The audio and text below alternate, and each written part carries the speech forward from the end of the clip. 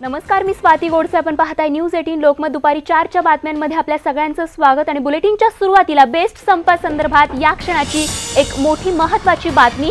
24 लाख मुंबईकरांना या संपाचा फटका बसतोय असं राज्य सरकारनं म्हटलंय. तर हायकोर्टामध्ये सध्या या संदर्भात सुनावणी सुरू आहे आणि या क्षणाची याच संदर्भात एक महत्त्वाची माहिती आपल्यापर्यंत येत आहे. संप मागे घेण्याचं राज्य सरकारने बेस्टला आवाहन केलंय. तर उद्या पुन्हा एकदा 11 वाजता बैठक घेण्यात येणार असल्याचं देखील कळतंय. राज्य सरकारमार्फत उद्या पुन्हा एकदा याच संदर्भात 11 वाजता बैठक होणार आहे. विवेक कुलकर्णी आमचे प्रतिनिधी आपल्याला अधिक तर स्वाती लोखंडे ढोके आमच्या प्रतिनिधी या संदर्भात अधिक तपशील देत आहेत. स्वाती, एकूणच मुंबई हायकोर्टात आपण पाहतोय या संदर्भात सुनावणी सुरू आहे. एकूणच काय तपशील या क्षणाचे या संदर्भात येत आहेत?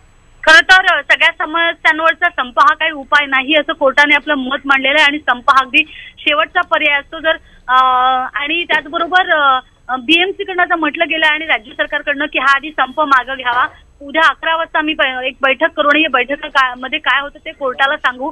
कारण पालिकेने हेही म्हटलं की पालिकेत साधारणतः 70 कामगार संघटना आहे आणि जर प्रत्येकाने असाच जर मार्ग पत्करला तर मग मुंबई शहर चालवणं कठीण होईल. आणि अशा परिस्थितीमध्ये रोजच्या रोज 3 कोटींचा पर दिवसाला हा तोटा होतो. म्हणजे साधारणतः एक आतापर्यंत आपण म्हणू 20 ते 21 कोटी रुपयांचा तोटा झालेला आहे.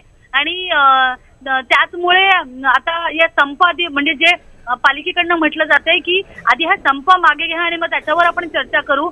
आणि साधारणतः हायकोर्टनं पण असं म्हटलंय की विकसनशील देशात सर्वसामान्य जनतेला अशा प्रकारे वेठीस धरणं चुकीचं आहे. कारण आपण म्हणतोय, आपण अगदी पहिल्या दिवशीपासून न्यूज 18 लोकमत सांगते की एक साधारणतः 25 लाख जे प्रवासी आहेत त्यांना या सगळ्याचा त्रास होतोय. रोजच्या रोजचे 20-20 रुपये खर्च करून लोकांना प्रवास करणं खाजगी बसणेही शक्य नाहीये. त्याच्यामुळे ही जी आतापर्यंत जी कोर्टामध्ये सुनावणी सुरूच आहे, आतापर्यंत कोणताही निर्णय कोर्टानं दिलेला नाहीये. पण प्रत्येकीकडनं म्हणजे आता कामगार संघटनेने थेट आरोप केले की बेस्ट खाजगीकरण खाजगीकरण करण्याचा डाव आहे आणि त्याचमुळे 2 डेपोज येथे प्रशासनानं हे खाजगी विकासकाला विकले तसा कामगार संघटनांनी थेट आरोप केलेला आहे.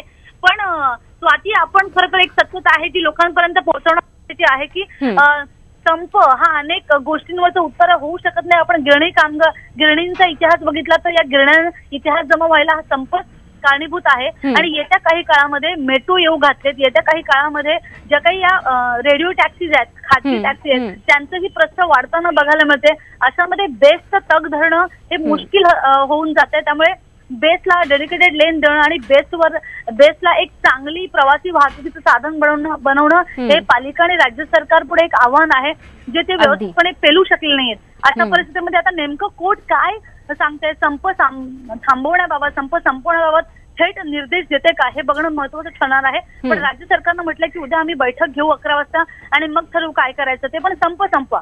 त्यामुळे आता कोर्ट काय म्हणतंय याकडे खरं तर हे बघणं महत्वाचं आहे. स्वाती, अगदी स्वाती. आणि हायकोर्टात जी सुनावणी या क्षणी सुरू आहे त्या सुनावणीकडे असेच लक्ष ठेवून राहा. क्षणाक्षणाची अपडेट या संदर्भातली आपल्याकडून अशीच घेत राहणार आहोत.